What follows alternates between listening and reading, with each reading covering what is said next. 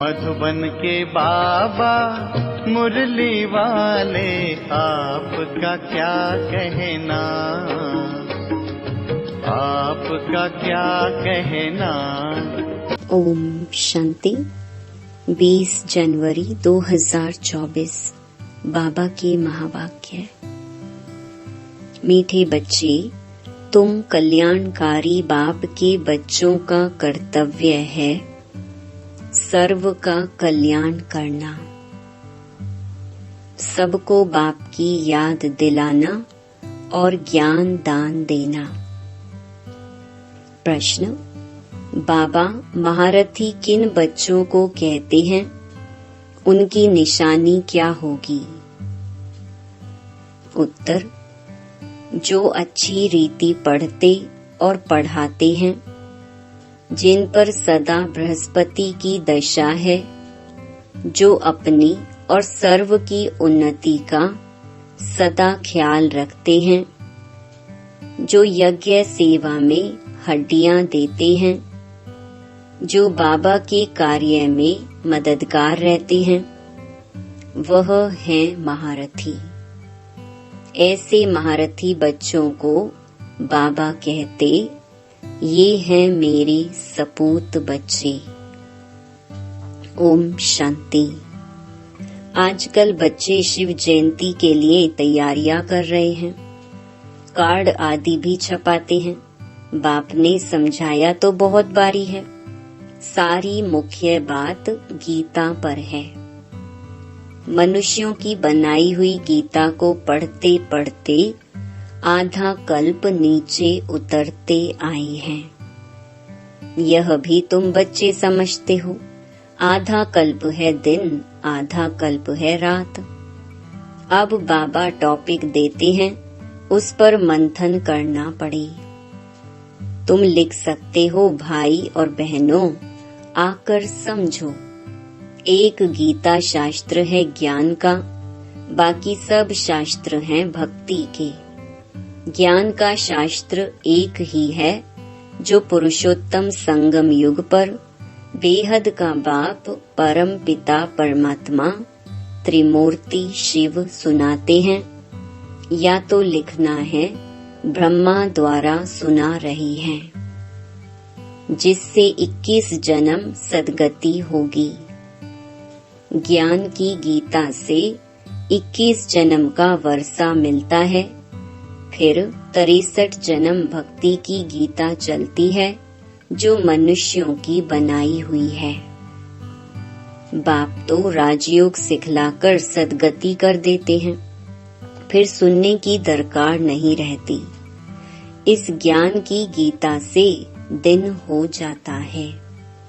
यह ज्ञान का सागर बाप ही सुनाते हैं, जिससे 21 जन्म गति सद्गति होती है, अर्थात 100% पवित्रता सुख शांति का अटल अखंड सतयुगी दैवी स्वराज्य मिलता है।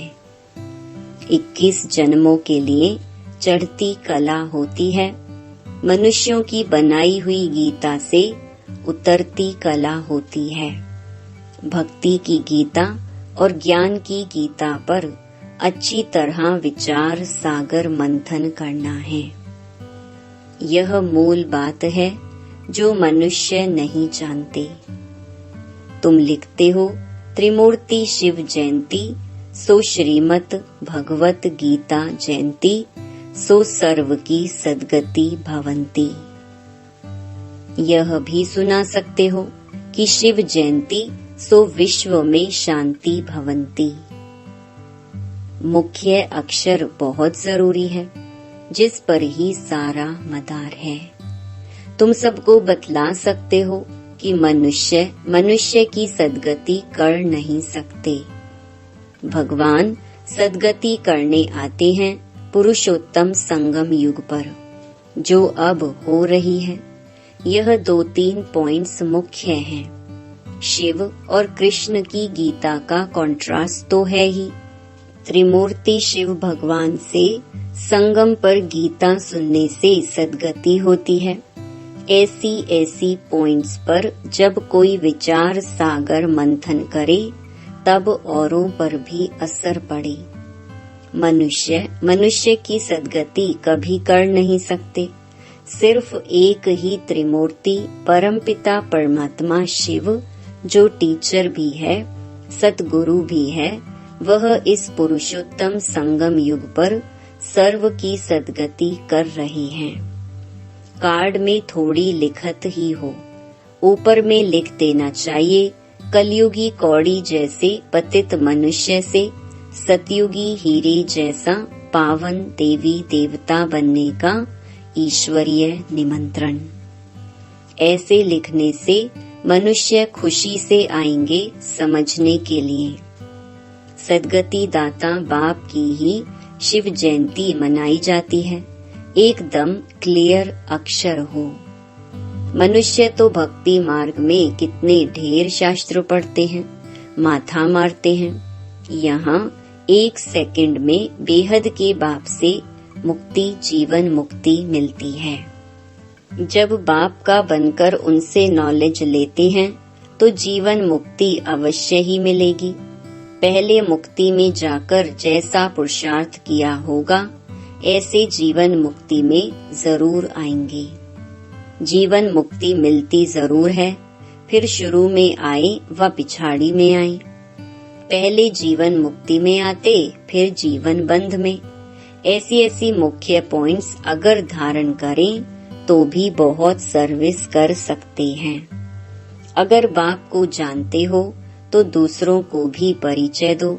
किसको परिचय नहीं देते तो गोया ज्ञान नहीं है। समझानी तो दी जाती है परंतु तकदीर में नहीं है। कल्याणकारी बाप के बच्चे तो कल्याण करना चाहिए, नहीं तो बाप समझेंगे यह कहने मात्र कहते हैं कि हम शिव बाबा के बच्चे हैं, कल्याण तो करते नहीं। साहूकार अथवा गरीब कल्याण तो सबका करना है, परंतु पहले गरीब उठाएंगे क्योंकि उन्हों को फुर्सत है। ड्रामा में नोंद ही ऐसी है। एक साहूकार अगर अभी आ जाए तो उनके पिछाड़ी ढेर आ जाएं। अब अगर महिमा निकले तो ढेरों के ढेर आ जाएं। तुम्हारा है ईश्वरीय मर्तबा। तुम अपना भी और औरों का भी कल्याण करते हो। जो अपना ही कल्याण नहीं करते तो औरों का भी कर नहीं सकते।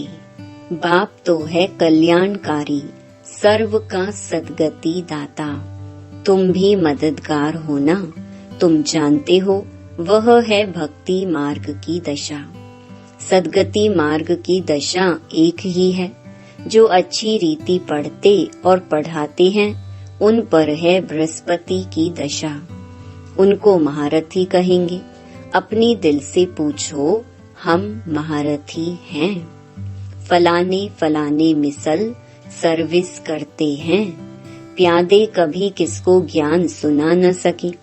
अगर किसका कल्याण नहीं करते तो अपने को कल्याणकारी बाप का बच्चा क्यों कहलाना चाहिए। बाप तो पुरुषार्थ कराएगा। इस यज्ञ सेवा में हड्डियां भी देनी चाहिए। बाकी सिर्फ खाना पीना सोना वह सर्विस हुई क्या। ऐसे में जाकर प्रजा में दास दासी बनेंगे। बाप तो कहते हैं पुरुषार्थ कर नर से नारायण बनो। सपूत बच्चों को देख बाप भी खुश होंगे। लौकिक बाप भी देखते हैं यह तो बहुत अच्छा मर्तबा पाने वाला है तो देखकर खुश होंगे। पारलौकिक बाप भी ऐसे कहते हैं। बेहद का बाप भी कहते हैं हम तुमको विश्व का मालिक बनाने आए हैं। अब तुम औरों को भी बनाओ। बाकी सिर्फ पेट की पूजा करने से क्या फायदा होगा। सबको सिर्फ यही बताओ कि शिव बाबा को याद करो। भोजन पर भी 1-2 को बाप की याद दिलाओ तो सब कहेंगे इनकी शिव बाबा से बहुत प्रीत है। यह तो सहज है ना, इसमें क्या नुकसान है। टेव माना आदत पड़ जाएगी तो खाते रहेंगे और बाबा को भी याद करते रहेंगे। दैवी गुण भी जरूर धारण करने हैं। अभी तो सब पुकारते हैं, हे पतित पावन आओ, तो जरूर पतित हैं। शंकराचार्य भी शिव को याद करते हैं, क्योंकि वही पतित पावन है। आधा कल्प भक्ति करते हैं, फिर भगवान आते हैं। कोई को हिसाब का थोड़े ही पता है। बाप समझाते हैं, यज्ञ तप दान से मैं नहीं मिलता हूँ। इसमें गीता भी आ जाती है। यह शास्त्र आदि पढ़ने से कोई की सद्गति नहीं होती है। गीता, वेद, उपनिषद सब हैं भक्ति मार्ग के। बाप तो बच्चों को सहज राजयोग और ज्ञान सिखलाते हैं, जिससे राजाई प्राप्त कराते हैं। इनका नाम ही है राजयोग। इसमें पुस्तक की कोई बात नहीं। टीचर स्टडी कराते हैं पद प्राप्त कराने के लिए, तो फॉलो करना चाहिए। सबको बोलो शिव बाबा को याद करो, वह हम सब आत्माओं का बाप है। शिव बाबा को याद करने से विकर्म विनाश होंगे। एक दो को सावधान कर उन्नति को पाना है। जितना याद करेंगे उतना अपना ही कल्याण है। याद की यात्रा से सारे विश्व को पवित्र बनाएंगे। याद में रहकर भोजन बनाओ तो उसमें भी ताकत आ जाएगी। इसलिए तुम्हारे ब्रह्मा भोजन की बहुत महिमा है। वह भक्त लोग भोग लगाते हैं तो भी राम राम कहते रहते हैं। राम नाम का दान देते हैं। तुमको तो बुद्धि में घड़ी घड़ी बाप की याद रहनी चाहिए। बुद्धि में सारा दिन ज्ञान रहना चाहिए। बाप के पास सारी रचना के आदि मध्य अंत का ज्ञान है ना। ऊंचे ते ऊंचा भगवान है। तुम उनको याद करेंगे तो ऊंच पद प्राप्त करेंगे। फिर दूसरे किसको याद ही क्यों करें। बाप कहते हैं, सिर्फ मुझे याद करो तो दूसरे सब छोड़ने पड़ते हैं। यह है अव्यभिचारी याद। अगर याद नहीं पड़ती तो गांठ बांध लो। अपनी उन्नति के लिए, ऊंच पद पाने के लिए पुरुषार्थ जरूर करना है। हमको भी टीचर बनाने वाला शिव बाबा हमारा टीचर है। तुम सब पंडे हो ना। पंडों का काम है रास्ता बताना। इतना सारा ज्ञान पहले थोड़े ही तुम्हारे में था। सब कहते हैं पहले तो जैसे पाई पैसे की पढ़ाई थी, सो तो जरूर होगा। ड्रामा अनुसार कल्प पहले मिसल पढ़ते रहते हैं, फिर कल्प के बाद भी ऐसे ही पढ़ेंगे। पिछाड़ी में तुमको सब साक्षात्कार होंगे। साक्षात्कार होने में देरी नहीं लगती है। बाबा को जल्दी जल्दी साक्षात्कार होते गए। फलाना फलाना राजा बनेंगे, यह ड्रेस होगी। शुरू में बच्चों को बहुत साक्षात्कार होते थे, फिर अंत में बहुत होंगे। फिर याद करेंगे। अच्छा, मीठे मीठे सिकिलधे बच्चों प्रति मात पिता बाप दादा का याद प्यार और गुड मॉर्निंग। रूहानी बाप की रूहानी बच्चों को नमस्ते। धारणा के लिए मुख्य सार। पहला, भोजन पर एक दो को बाप की याद दिलाओ। याद में भोजन खाओ। एक शिव बाबा से ही सच्ची प्रीत रखो। दूसरा, यज्ञ सेवा में हड्डियां देनी है। बाप का पूरा मददगार बनना है। सभी गोप गोपियों प्रति मातेश्वरी जी के हस्तों से लिखा हुआ याद पत्र 1961। सभी गोप गोपियों प्रति अति याद प्यार। बात समाचार कि आप सब गृहस्थ व्यवहार में रहते कमल फूल समान अपनी जीवन में सफलता को पाते रहते हो ना। लाडले गोप तो अब सर्विस को अच्छी रीति उठाने के पुरुषार्थ में लग गए हैं। बहुत अच्छा है। आखिर भी अपने परम पूज्य बाप का परिचय सबको मिलना ही है। यह तो जानते हो कि इस ऊंच प्राप्ति को कोटों में कोई ही पा सकेंगे, परंतु ऐसे फूल जरूर निकलेंगे तो ना। अच्छा, तेज रफ्तार से सर्विस को बढ़ाते चलो। खजाना अविनाशी ज्ञान धन का तो बहुत अनोखा है, अखुट है, जो बाप द्वारा सभी बच्चों को मिलता ही रहता है। कोई इसे प्राप्त कर ले तो जन्म जन्मांतर के लिए माला माल बन जाए। यह चीज ही ऐसी है। कहो लाडले गोप गोपियां, ठीक बात है ना। आप सभी गोप गोपियां अतीन्द्रिय सुखमय जीवन के अनुभव से जीवन बिताते चलते चलो। देखो लाडले गोप गोपियां, अब इस ब्राह्मण कुल की वृद्धि होने में ही सबका कल्याण है। फिर तो ब्राह्मण सो देवता अवश्य बनेंगे। जैसे कई अपने गृहस्थ व्यवहार में रहते भी ब्राह्मण कुल वंशी बनकर चल रहे हैं, अर्थात गृहस्थ व्यवहार में रहते पवित्र रहते हैं। हम एक बाप के बच्चे हैं, ऐसी पवित्र धारणा में रहते हैं। बाकी सभी को उस परमपिता बाप के डायरेक्शन पर ही चलना है। इसको ही श्रीमत पर चलना कहा जाता है।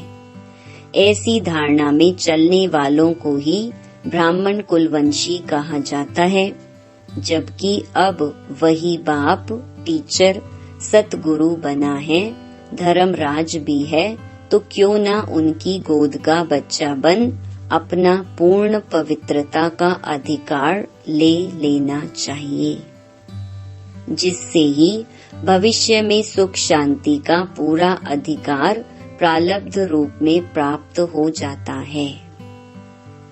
कहो लाडले गोप गोपियां, ऐसे सहज राज को समझ गए हो ना।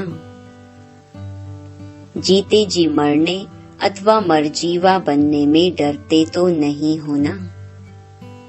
आज यह पत्र हरेक अपने अपने नाम से समझे और अपना पत्र समझकर पढ़े अथवा सुने, और माँ का प्यार भी हरेक अपने नाम से पाए। हरेक गोप गोपी प्रति नाम सहित माँ का अत्यंत प्यार। अच्छा, अपना सौभाग्य ऊंच बनाने के पुरुषार्थ में तीव्र वेग से लगे रहना ही कल्याणकारी बनना है। जबकि अभी पता चला है कि स्वयं परमपिता ऊंच वर्षा देने आया है, तो लेकर ही रहना है। अच्छा, छुट्टी लेते हैं। ओम शांति। वरदान, अविनाशी प्राप्ति के आधार पर सदा संपन्नता का अनुभव करने वाले प्रसन्न चित्त भव। संगम युग पर डायरेक्ट परमात्मा प्राप्ति है। वर्तमान के आगे भविष्य कुछ भी नहीं है। इसलिए आपका गीत है, जो पाना था वो पा लिया। इस समय का गायन है, अप्राप्त नहीं कोई वस्तु ब्राह्मणों के खजाने में। यह अविनाशी प्राप्तियां हैं। इन प्राप्तियों से संपन्न रहो तो चलन और चेहरे से सदा प्रसन्नता की विशेषता दिखाई देगी। कुछ भी हो जाए, सर्व प्राप्तिवान अपनी प्रसन्नता छोड़ नहीं सकते। स्लोगन, परमात्मा प्यार के अनुभवी बनो तो कोई भी रुकावट रोक नहीं सकती। अव्यक्ति साइलेंस द्वारा डबल लाइट फरिश्ता स्थिति का अनुभव। कोई भी आपके समीप संपर्क में आए तो महसूस करे कि यह रूहानी है, अलौकिक है। अपने पूर्वजपन की स्मृति से सभी आत्माओं की पालना शांति की शक्ति से करो। आपका फर्ज है अशांति के वायुमंडल में आत्माओं को शांति का दान देकर उनमें शांति की, सहन शक्ति की हिम्मत भरना। इसके लिए अपनी वृत्ति द्वारा, मनसा शक्ति द्वारा विशेष सेवा करो। लाइट हाउस बन सर्व को शांति की लाइट दो। ओम शांति।